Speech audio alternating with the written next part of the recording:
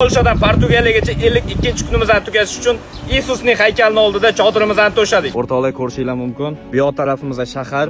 Hozir biz Isusning haykalini oldida, ya'ni payg'ambarimiz Iso alayhissalomning, ya'ni xristianlar uchun Isus nomi bilan tanilgan Iso payg'ambarimizning siymosining oldida o'zimizning chodirimizni to'shadik. Hozir qaranglar.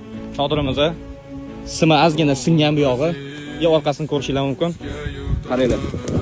Qaranglar, toshlarni yopishtirib qo'ydik chodirimizga, shtobi 2 soatdan keyin juda ham qattiq jala yog'adi. Ertalab soat 8 gacha tinmasdan yomg'ir yog'adi.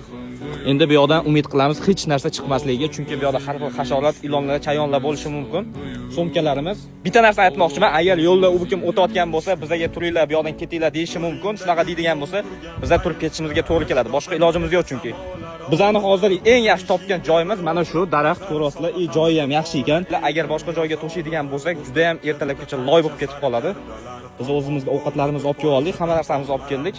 Qaranglar. Yo'q yozib qo'ygan, agar keladigan bo'lsa, buni ichiga olov yo'q, musorlaringni tashab ketma, har xil joyda iflos qilma degan ma'noda yozib qo'yib bu yoqda. Chodirimizni to'shab oldik, ichiga hech narsa kirmasligi uchun chodirimizni yopib qo'yamiz. Polshadan Portugaliyagacha, Portogacha, Atlantika okeanigacha borib, dunyo rekordini, ya'ni Yevropa rekordini yangilaymiz. O'zbekiston olg'a, let's go.